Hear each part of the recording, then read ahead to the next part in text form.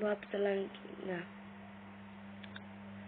aturan pengutipan in-note atau body note, footnote, endnote pada karya tulis ilmiah.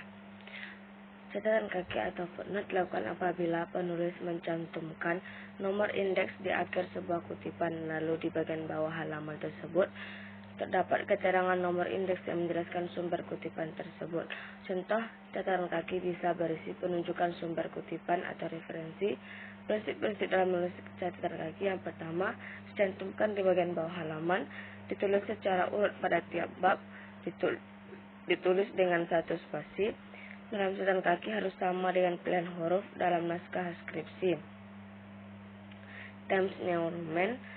Baris pertama catatan kaki menjorok dalam sebanyak 7 karakter. Judul buku dalam catatan kaki ditulis miring. Nama pengarang dalam catatan kaki ditulis lengkap dan tidak dibalik. Catatan kaki bisa berisi keterangan tambahan. Pertimbangan utama memberikan keterangan tambahan adalah jika keterangan tersebut ditempatkan dalam naskah. Body note, catatan tubuh memuat nama, belakang penulis, tahun terbit buku, dan halaman yang dikutip. Nama penulis, tahun terbit, dan halaman berada dalam tanda kurung. Ditempatkan setelah selesainya sebuah kutipan. Jika kutipan ini merupakan akhir kalimat, maka tanda titik ditempatkan setelah kurung tutup catatan tubuh. Sebuah tulisan ilmiah harus menggunakan salah satu jenis penulisan referensi tersebut, serta harus konsisten dengan jenis tersebut.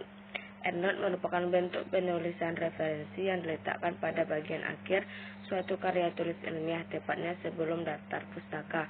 Pada dasarnya, teknik penulisan endnote persis sama dengan footnote. Demikian pula ketentuan-ketentuan yang berlaku untuk footnote juga berlaku untuk endnote, termasuk ketentuan untuk penulisan daftar pustaka. Perbedaannya, endnote diletakkan di bagian akhir suatu karya tulis ilmiah. Subtopik selanjutnya, aturan penulisan referensi dari berbagai sumber berdasarkan beberapa style. Penulisan daftar pustaka ternyata ada beberapa metode, diantaranya Turadian Style, Harvard Style, Vancouver Style, American Psychological Association, Chicago Style, atau kombinasi dari berbagai style.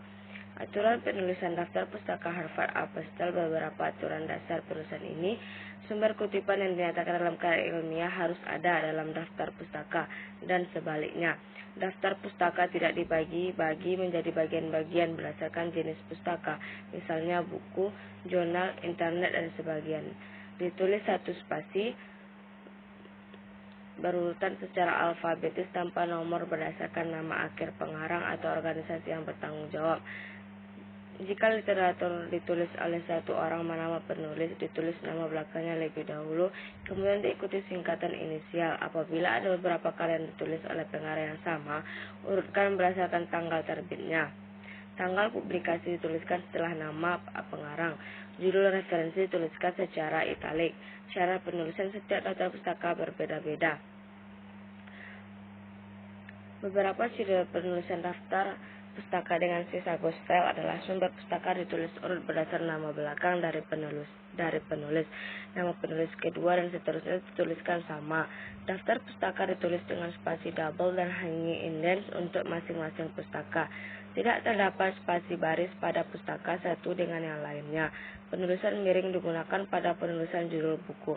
Penulisan judul buku artikel dari judul dari bab tidak dituliskan secara miring. Cara menulis citasi MLA. Aturan penulisan daftar pustaka ini menggunakan gaya penulisan artikel, judul utama, penulis artikel lainnya, edisi, nomor, penerbit, tanggal, publikasi, tempat publikasi. Bila merujuk pada satu laman website, kamu cukup menambahkan laman link website rujukan kamu itu setelah tempat publikasi. Subtopik selanjutnya, fungsi referensi dalam karya ilmiah.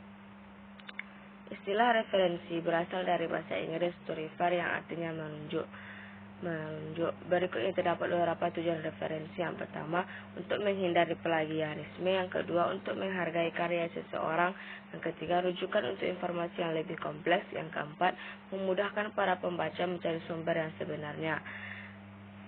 Referensi adalah karya tulis disusul dengan tujuan untuk menyalurkan gagasan penulis, dan gagasan tersebut dapat dipelajari yang kemudian akan didukung atau ditolak oleh pembaca.